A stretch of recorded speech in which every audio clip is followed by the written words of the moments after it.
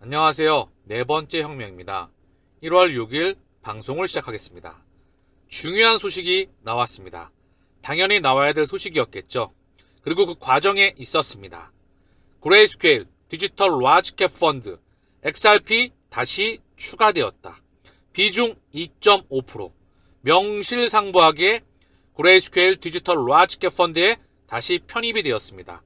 당연히 나와야 될 부분의 소식이었죠.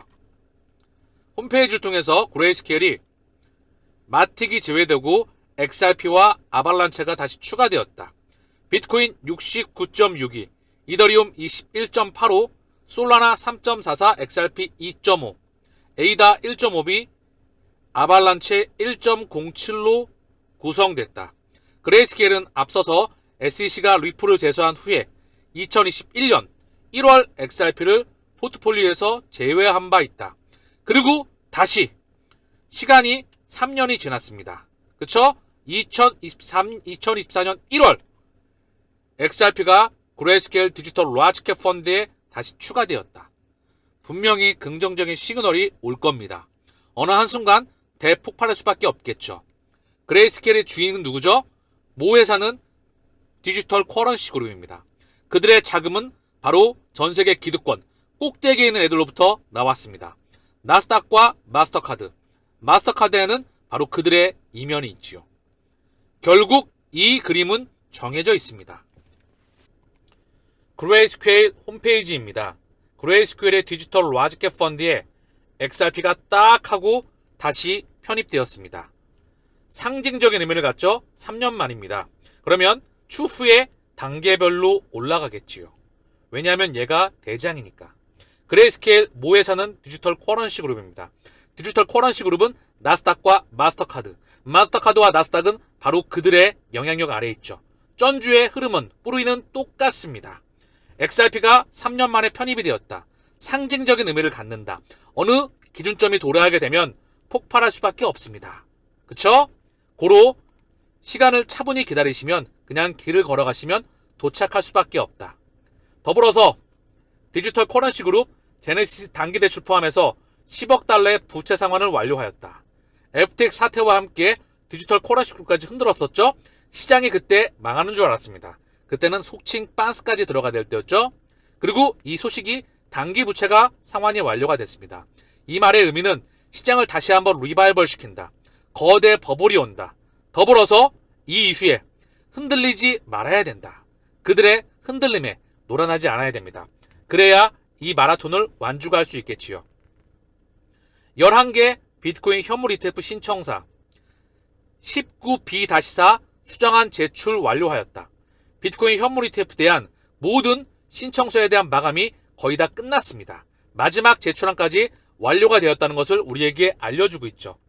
자, 그러면서 미국 SEC 직원 비트코인 현물 ETF 추가 피드백 없다. 최종 수정본 제출 요구. 그래서 최종 수정본이 제출되었습니다. 고로 곧 있으면 비트코인 현물 ETF에 대한 소식이 나오지 않을까 싶습니다. 그러면 단기 또 먼저 시장이 빠져서 흔들거렸죠.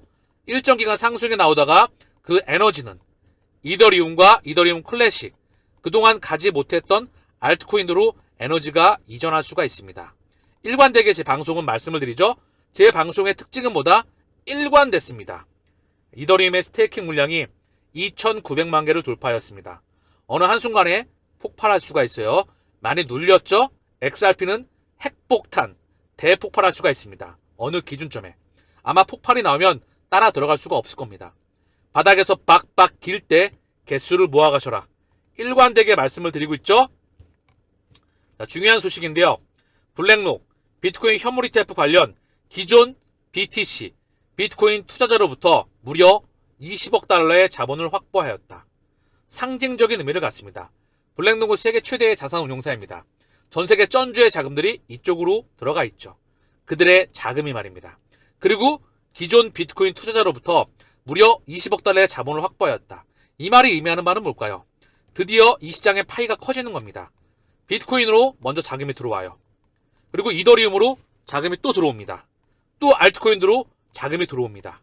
이 시장 파이가 커진다는 것을 공식적으로 의미합니다. 그리고 블랙록, 뱅가드, 스테이트 스트리트, 피델리티, 그럼 비트코인 현물 ETF 신청사뿐만 아니라 대한민국, 유럽, 일본, 중국 전 세계의 금융기관들이 이 가상자산을 매입할 수 있는 기준 잣대가 마련되는 겁니다.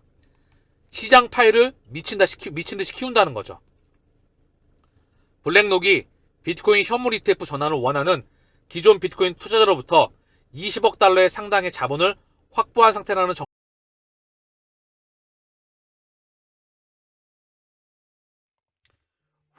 상태라는 정보를 들었다.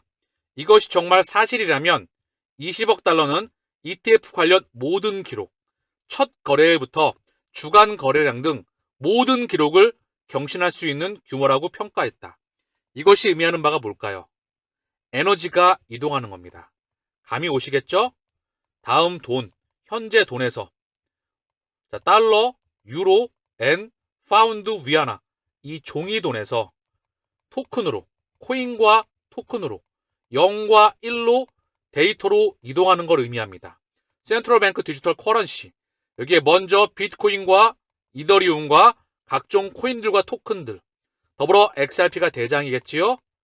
이 문명으로 에너지를 이동시키는 그 첫 포문이 열렸다고 볼 수 있겠습니다.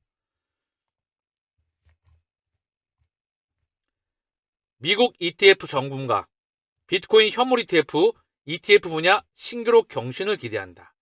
똑같은 연장선상에서 보시면 될 것 같습니다. 자, 오늘 보셨을 때 중요한 소식이죠. 상징적인 의미를 갖는 그레이스케일 디지털 라지캡 펀드의 XRP가 다시 무려 3년 만에 편입이 되었습니다. SEC가 리플을 제소한 후 2021년 1월 포트폴리오에서 제외된 이후 3년 만에 편입이 되었다. 소송에 대한 부분도 마감이 다가옵니다. 에너지가 한순간에 폭발할 수가 있습니다. 그때는 늦지요. 일관되게 말씀을 드립니다. 제가 일관되게 한 방향으로 말씀을 드릴 땐 그만한 이유가 있는 것이죠. 그냥 가격이 박박 기고 있으면 감사하는 마음으로, 땡큐하는 마음으로 개수를 모아가라. 그렇게 길을 걸어가다 보면 어느 한순간에 그들이 폭발을 시킬 거다. 그러면 그때 가면 늦지요. 모든 투자가 그렇습니다. 한순간의 분위기는 180도 바뀝니다. 제가 지금 주식 방송을 하고 있는 셀티온에서도 마찬가지였죠. 어느 한순간에 주식 분위기는 180도 바뀝니다. 그 셀티온 주식 투자하시는 분들은 너무나 잘 알고 계실 거예요. 몇 년 동안 박박 기다가 한순간에 게임을 끝냅니다. 에너지가 응축했기 때문이죠. 자, 더불어서 비트코인 현물 ETF가 정말 멀지 않은 것 같습니다. 그쵸? 그리고 이들의 전세계 쩐주의 천문학적인 자금들이 기관들의 자금들과 더불어서 그들의 자금들과 쩐주들의 전세계 부자들의 자금이 이쪽으로 쏠릴 준비가 다 되어가는 것 같습니다. 이와 맞물리는 그레이스케일의 XRP 다시 편입 소식이 있었다는 거죠. 중요한 의미를 갖고요. 그 다음 이더리움에 대한 폭발이 예정되어 있습니다. 알트코인들의 5번, 6번, 7번, 8번 자기 자리 잘 지키세요.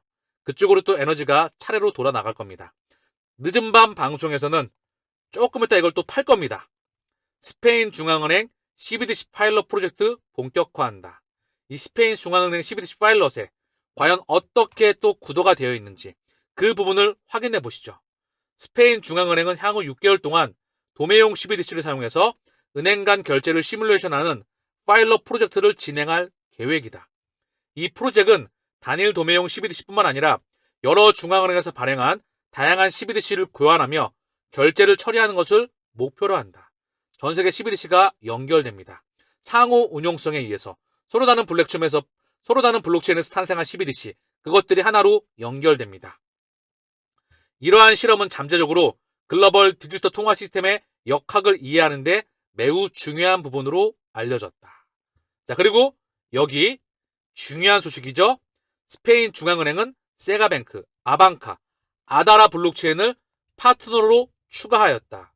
이 부분에 대해서 세가뱅크, 아방카의 컨소시엄의 도움을 받아 토큰화된 채권 결제의 도매용 CBDC를 사용하는데 초점을 맞춘다. 자, 그리고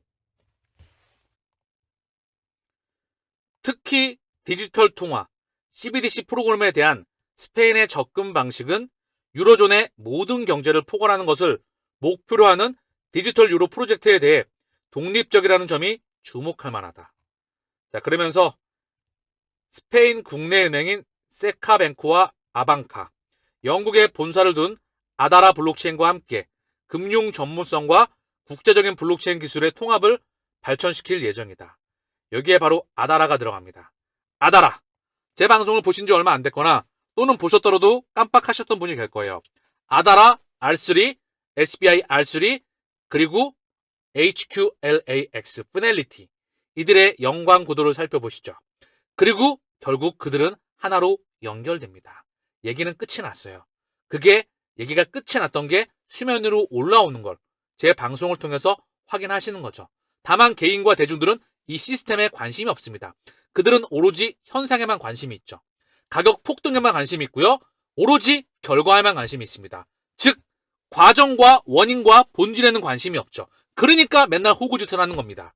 우리의 목적은 뭐죠? 본질적인 거, 고기 잡는 방법. 그래서 본질적으로 고기 잡는 방법을 취득을 해서 앞으로 끊임없이 돈으로부터 영원히 독립을 하는 겁니다. 늘 현상에 집중을 하면 그들에게 끌려가다가 다 빤스까지 털리게 되죠. 제 채널의 핵심은 뭐죠? 고기 잡는 방법, 본질, 원리. 그 과정을 탐구하는 그런 채널입니다. 결국 도착할 수밖에 없다는 것을 인지하시게 될 겁니다. 그리고 귀가 열리고 눈이 열리게 되겠죠. 여러분들의 눈과 귀를 열어드리겠습니다. 어쨌든 중요한 건 오늘 중요한 소식이 나왔네요. 비트코인 현물 ETF 승인 소식이 임박했다. 그리고 그레이스케일 라지캡 펀드에 다시 한번 XRP가 편입이 되었다. 중요한 소식입니다. 저는 늦은 밤 방송에서 뵙겠습니다. 감사합니다. 자, 제가 한 말씀 더 드리려고 마이크를 켰습니다. XRP 가격이 768원이죠. 그쵸? 좀 전에 나왔던 그레이스케일 디지털 라지캡 펀드에 대한 편입 소식. 그럼에도 불구하고 가격은 반영되고 있지 않죠. 그러면 또한 개인들은 그럴 겁니다. 그럼 뭐하냐고. 가격이 이 모양인데. 그게 바로 호구가 하는 짓입니다. 그러면 선수 입장에서는 어떤 생각이 들까요? 이쯤 되면 빤스까지 들어가는 겁니다. 밀렸죠? 그쵸? 아직 회복 속도가 느리죠. 거기에 반영되는데도 불구하고 가격이 여기 있습니다. 펀더멘탈이 계속해서 확장해 나가고 있죠. 그쵸? 그럼에도 불구하고 가격이 여기 있어. 가격을 컨트롤한다는 거죠. 그쵸? 이거는 기회를 주는 거예요. 이게 선수의 입장입니다. 가격이 반영이 안 돼. 그게 뭐야? 이게 호구의 입장이죠. 여기 튀는 거 잡으세요. 튀네. 파월했죠. 13.64. 이 튀는 거 잡으세요. 잡고 매매를 하세요. 열심히 튀는 거 가서 따라당기면서 매매하시면 됩니다. 이러고 매매하다 보면 결국 리셋이 되고 이 시장을 떠나게 되죠. 이거는 코인 시장뿐만 아니라 주식 시장에서도 마찬가지였습니다. 결국 반영될 수밖에 없다. 가격은 가치를 반영할 수밖에 없습니다. 어느 한순간에 폭발할 수밖에 없게끔 그 시그널을 우리에게 주고 있네요. 자, 저는 이제 진짜 늦은 밤 방송에서 뵙겠습니다. 감사합니다.